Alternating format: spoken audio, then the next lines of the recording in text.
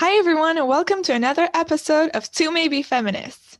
Today, we really wanted to talk about a subject that we think is very important. We want to talk about how Kamala Harris doesn't necessarily represent us. We heard a lot of people talking recently about how it's so great to have the first vice president who's of Black and Indian descent, and that every woman and all the minorities should be grateful and happy that she's here and that she got elected. This is something that we don't necessarily agree with, and we're going to explain to you why. So this is leading on from the Conservative Women's Organisation or the idea that we should support Kamala Harris just as a woman despite disagreements with her policies. So you would think the conservative women in this country wouldn't support a socialist woman just because she's a woman in America. But some of her policies, like Harris co-sponsored the Green New Deal, which is a policy paper that advocates overhauling the US economy to tackle climate change. A lot of conservatives in both the UK and US have dubbed this a socialist manifesto. And she's pledged to give citizenship to millions of undocumented immigrants living in the US and wants to decriminalize border crossings. So when you take these policies and you take away the fact that she's a woman, do we really need to advocate Kamala Harris becoming the vice president just because we think that this will somehow represent women as a whole, when all of her policies don't align at all with what the Conservative Women's Organisation should be advocating? Exactly. It's more about representation of ideas and what she stands for than just the fact that she's a woman. Because obviously, so she's a woman of Black and Indian descent, so she claims herself to represent all minorities. But I don't understand why, first of all, why we're putting all minorities in the same basket, because they stand for very different things and represent very different interests. And just because I'm a woman doesn't mean that she represents me. I know someone represents me based on their ideas and what they stand for. Her ideas I don't align with, and I don't think I ever will, and I don't think I'm supposed to support her because I don't agree with her ideas, and I don't think it's a good way to support someone just based on what she looks like or her gender. Yeah, this is the same way that feminism, back when the suffragettes first started the movement, they wanted equality. They wanted men and women to be seen as equal. But now in 2020, we've got to the point where we're actually segregating people again based on their sex, where we're saying that because she's a woman, we should support her only because she's a woman, despite her ideas not being what we agree with. And me personally, I don't need to support her just because she's a woman. The same way the Democrats didn't feel that they supported Amy Coney Barrett because she was a woman.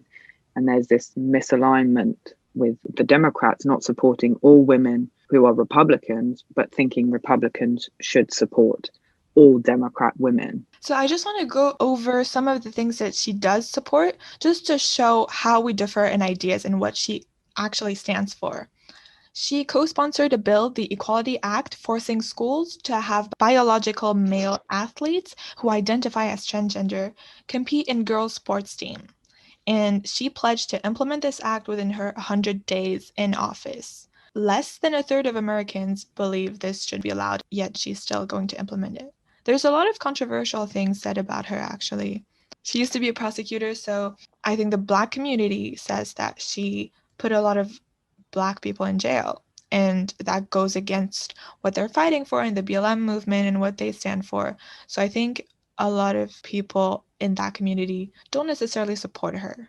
I think she's got a lot of controversial policies, and people recognize her as flip-flopping between what she believes in. She wants to just believe in the status quo of what is currently going on. So, for example, she fought to close down a platform many sex workers use to vet potential clients, but has since backpedaled and supports the decriminalization of sex work, sex work is obviously quite a big industry for a lot of transgender people because it's an easy work that they can get, which is why she's been advocating decriminalizing it, whereas her entire career was based on doing things that she now has backpedaled on, which is why even places like Pink News, very LGBT supportive, don't like her and have issues with her. Even people on the left have issues with her because she just flip-flops in between what she believes in.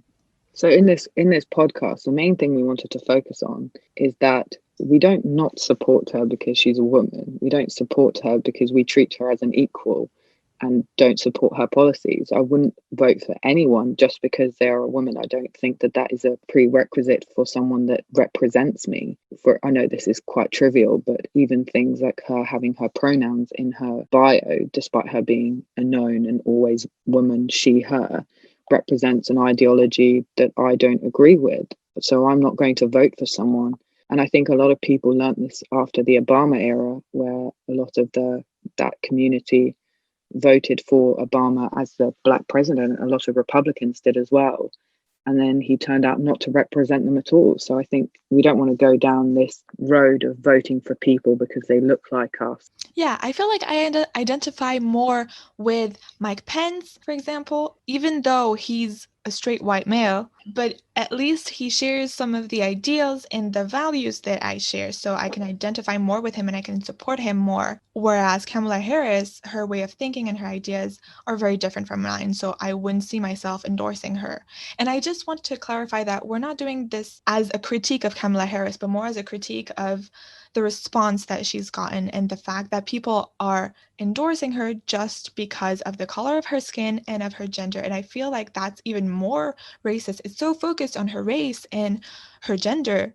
It feels like it's more racist than anything else. Whereas this shouldn't matter, especially in America right now. I would hope that we're more evolved than that to just look at someone's race and gender in order to identify with them. I think it's more about the content of what she's saying and what she stands for and what she represents instead of just who she is. I think it's minimizing. Yeah, it's making you think that she only got to the position that she is because she's a woman, not because of what she stood for. So, for example, I don't want to be offered a job to fill a quota of how many females are in the office. For example, I work in sales, and sales is a male dominated environment. So there is that fear that they employ women to stop the office being 80% men. And according to polling in the UK and the US, fewer than 1 in 5 young women call themselves a feminist. So now it's got to the point when women aren't calling themselves feminists. Therefore, do we really need to amplify a woman who doesn't represent all women anyway, just for this whole feminist movement? It's clear that there's been a separation between feminism and women, because if fewer than 1 in 5 women call themselves feminists, then who does that really represent anymore? Okay, so that's it for today's episode. Check us out on all our social media platforms and see you next time.